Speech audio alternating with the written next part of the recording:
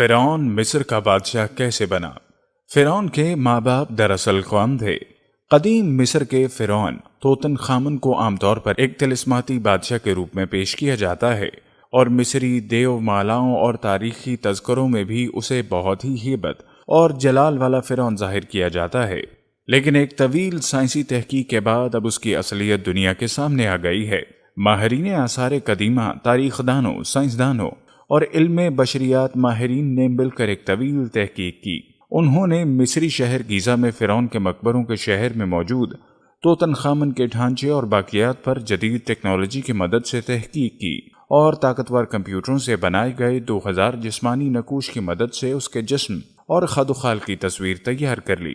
حقائق سے پردہ اٹھا تو معلوم ہوا کہ یہ فرعون کرد زنانہ جسم کا مالک تھا۔ اس کا بایاں پاؤں ٹیڑھا تھا اور بیماری اور کمزوری کی وجہ سے وہ چھڑی کے سہارے چلتا تھا۔ توتن خامن، اس کے والد اخناتون اور والدہ کے ڈی این اے نمونوں کے تجزیے سے یہ بھی معلوم ہوا کہ ان کے والدین آپس میں بہن بھائی تھے اور ان کے تعلق سے اس کی پیدائش ہوئی۔ ماہرین کا کہنا تھا کہ اس فرعون کی جسمانی خامیوں، کمزوریوں کی وجہ بھی یہی تھی کہ اس کے والدین میں بھائی بہن کا رشتہ تھا۔ توتن خامن فرعون آج سے تقریباً 3500 سال قبل مصر کا حکمران تھا۔ ماہرین نے اس کے خاندان کا جینیاتی تجزیہ بھی کیا، جس کے مطابق اس کی ماں کوئی اور عورت نہیں بلکہ اس کے والد کی سگی بہن تھی۔ اس تحقیق کے بعد اس کے سامنے والے دانت اونچے تھے، سیرن بھاری، اور وہ ایک پاؤں سے لنگڑا تھا۔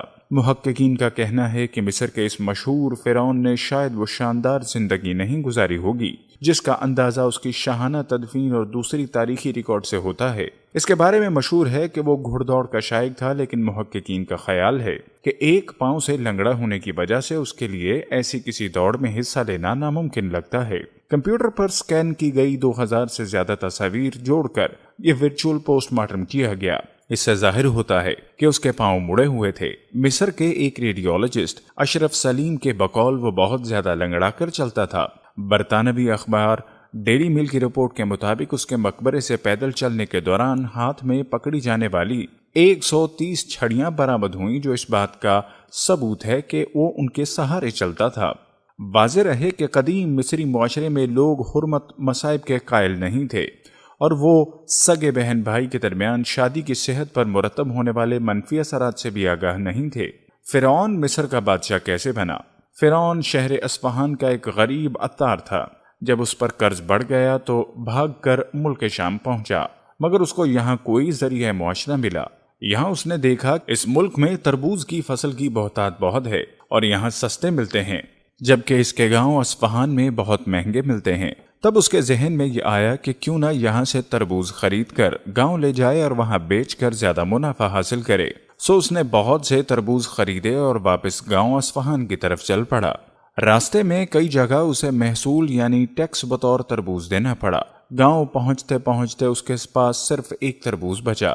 اس نے سوچا یہ تو بہت نقصان والا کام ہے، البتہ سوچنے لگا کہ ملک میں کوئی شاہی انتظام نہیں جو حاکم بن کر مال حاصل کرے، جس کا جو دل چاہتا ہے محصول لیتا ہے۔ پتہ نہیں اس کی خبر شہر کے حاکم کو بھی ہے کہ نہیں۔ انہی دنوں ملک میں ایک وبا پھوٹ پڑی جس سے اموات کا سلسلہ بڑھ گیا۔ فرعون نے قبرستان میں ڈیرا لگا لیا اور کہا کہ وہ سرکاری نمائندہ ہے، آئندہ جو مردہ دفن کے لیے آئے گا وہ محصول یعنی ٹیکس دے گا۔ یوں اس نے بہت سا پیسہ جمع کر لیا۔ ایک دن ایک سرکاری اثر و رسوخ والے آدمی کی وفات ہوئی، اور جب ان کو قبرستان میں ٹیکس دینا پڑا تو انہوں نے اس کی خبر حاکم کو دے دی، جس کے نتیجے میں فرعون کو گرفتار کر لیا گیا اور حاکم کے سامنے پیش کیا گیا اور اس سے اس کے جرم کے بارے میں دریافت کیا گیا۔ فرعون نے حاکم سے کہا، حضور کو اس کی خبر نہیں کہ شہر میں کیا ہو رہا ہے۔ اس طرح کئی لوگ سرکار کے نام پر محصول وصول کر رہے ہیں۔ چونکہ میرا آپ تک اثر و رسوخ نہ تھا کہ کسی طرح آپ تک خبر پہنچائی جائے، اس لیے ایسا راستہ اختیار کیا، آپ مجھے گرفتار کریں اور میں آپ تک پہنچوں۔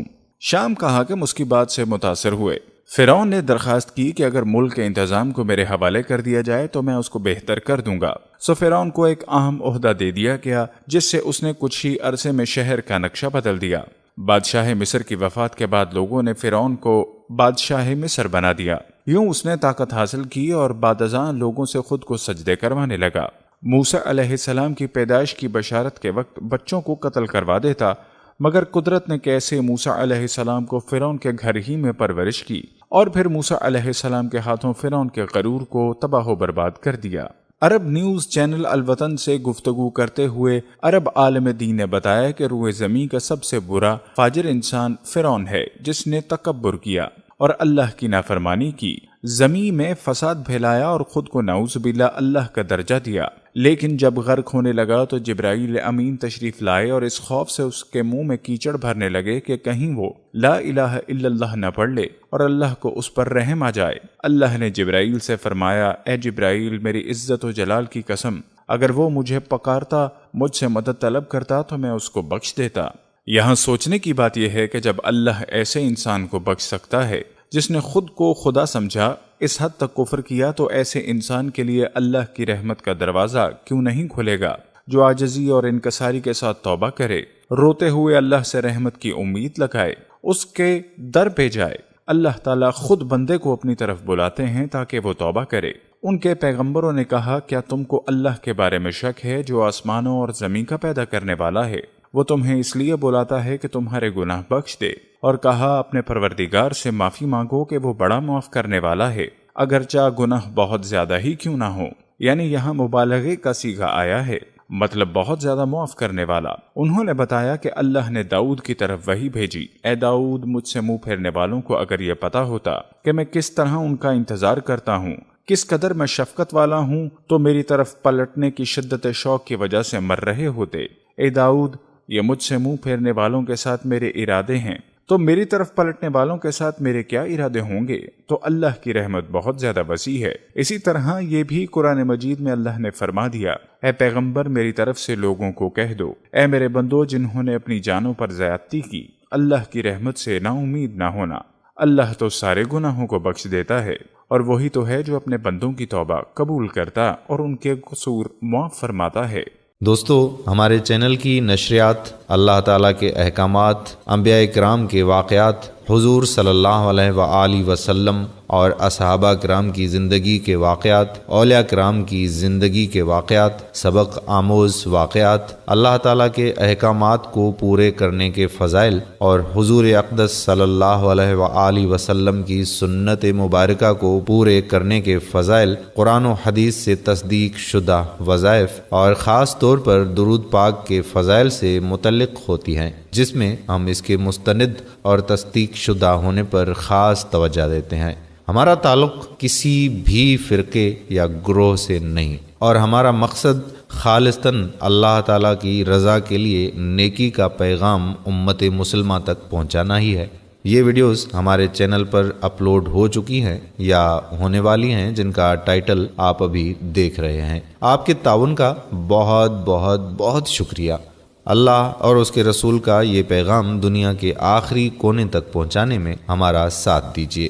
ہمارے چینل کو سبسکرائب کریں اور ہمارے فیس بک پیج کو لائک کریں اور ہماری ویڈیوز کو شیئر بھی کیا کریں۔ یہ صدقہ جاریہ ہے جس کا ثواب ہمیں مرتے دم تک بلکہ مرنے کے بعد تا قیامت ملتا رہے گا۔ اپنا خیال رکھیے گا، اللہ تعالیٰ کے احکامات کو پورا کرنے اور حضور صلی اللہ علیہ وآلہ وسلم کے طریقوں کے مطابق زندگی گزارنے کی کوشش اور نیت ضرور کیجیے گا، اور درود شریف کا بہت زیادہ اہتمام کیجیے اور لوگوں کو بھی اس کی تلقین کرتے رہیں۔ درود شریف دنیا و آخرت کے خزانوں کی چابی ہے۔ حضرت حذیفہ رضی اللہ تعالیٰ عنہ کا فرمان ہے کہ درود شریف کا پڑھنا درود شریف پڑھنے والے کی اولاد اور اس کی اولاد کی اولاد کو رنگ دیتا ہے۔